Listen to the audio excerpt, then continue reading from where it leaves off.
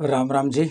आज चर्चा का विषय रखते हैं संक्षिप्त शिव पुराण रुद्र संहिता, पेज संख्या 341, 42, 43, 44, 45 और थोड़ा सा 46। शिव पार्वती जी का यानी रुद्र और काली का विवाह हो गया।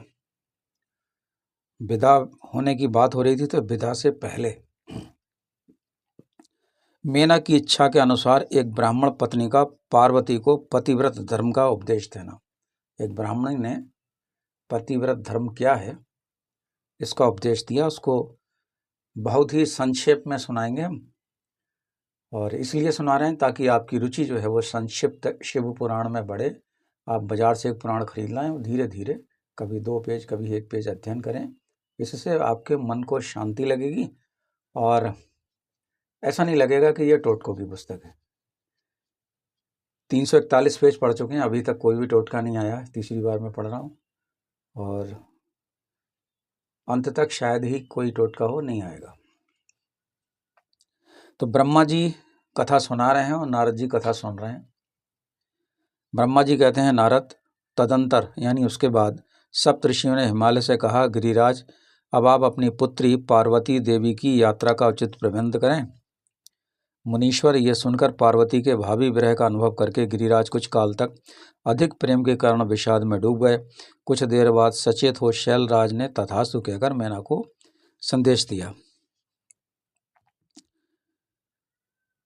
नाना प्रकार के उत्सव उस समय मनाए गए और सुंदर वस्त्रों और 12 आभूषणों द्वारा राजयोचित श्रृंगार करके, यानी जैसा राजाओं के लिए उचित होता है वैसा श्रृंगार करके पार्वती को विभूषित किया।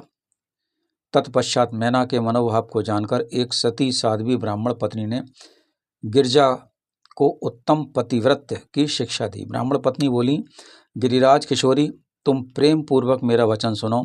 ये धर्म को बढ़ाने वाला, इहलोक और परलोक में आनंद देने वाला तथा श्रोताओं को भी सुख की प्राप्ति कराने वाला है।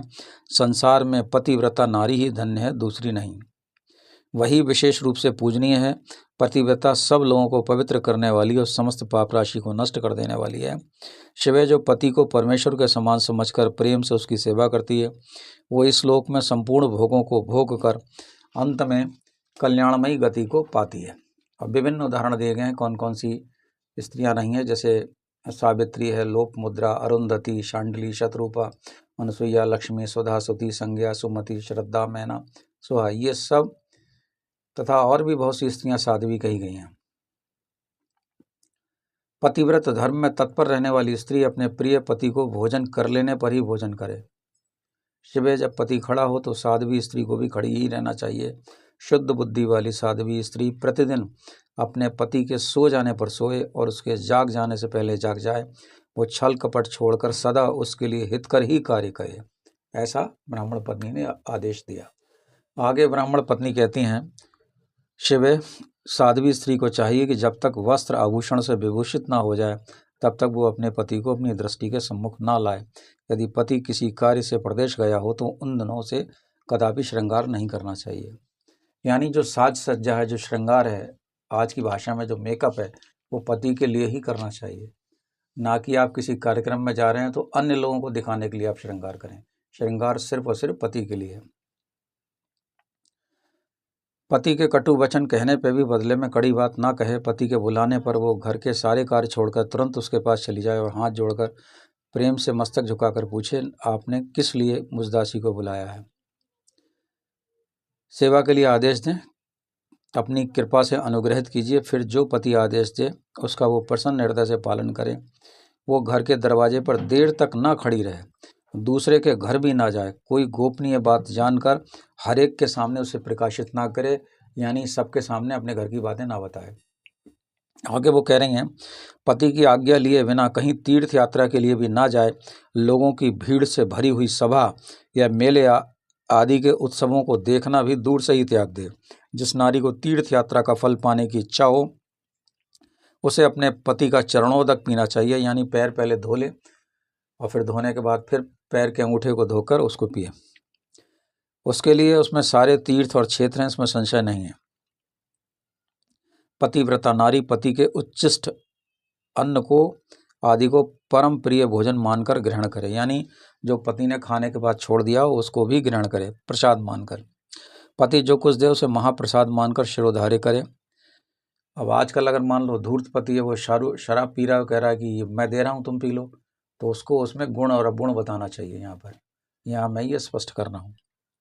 कुछ पति सिगरेट पी रहे हैं तो वो पत्नी को भी पिला रहे हैं अपनी कि भैया तुम पियो, मैं दे रहा हूँ, पी लो, एक कश लगा लो, तो उसको उसके गुण अवगुण समझाए।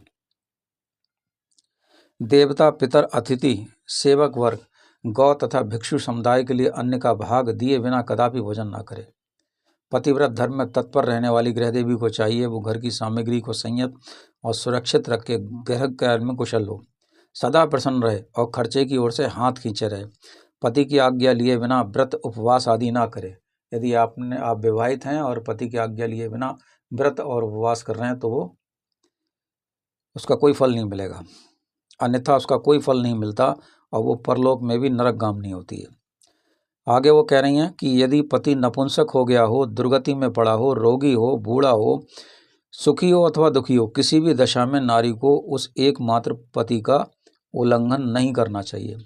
रजस्वला होने पर वो 3 रात्रि तक पति को अपना मुंह ना दिखाए, अर्थात उससे अलग रहे।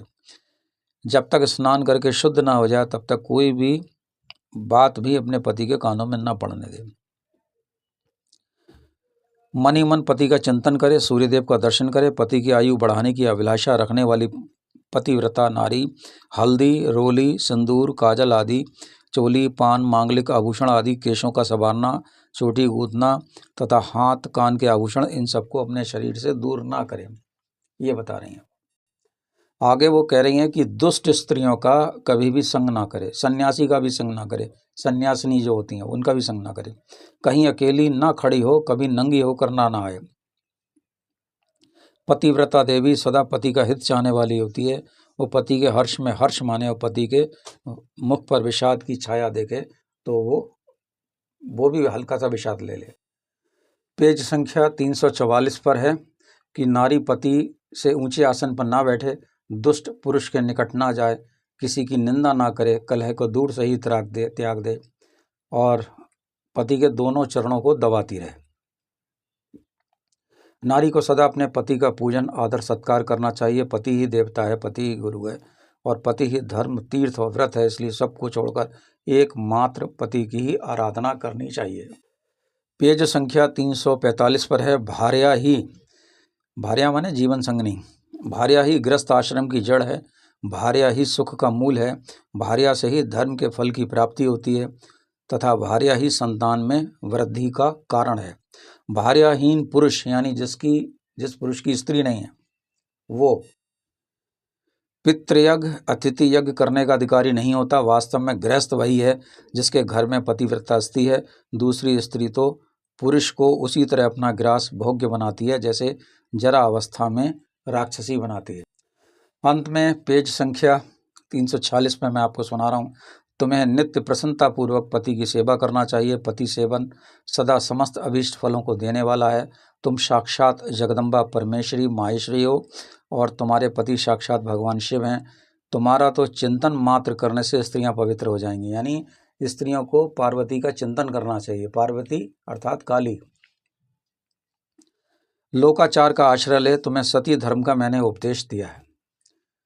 तो ये हमने पार्वती खंड से आपको सुनाया और आप इसका श्रवण करें। हरिओम।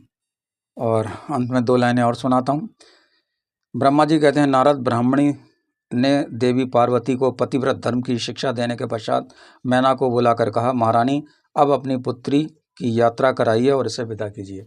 आज भी विवाह जब हो तो विवाह होते समय ये पतिव्रत धर्म की शिक्षा किसी से दिलानी चाहिए। हरिओम। मैं पंडित राकेश पांडे बरेली, पुनः एक बार हरिओम।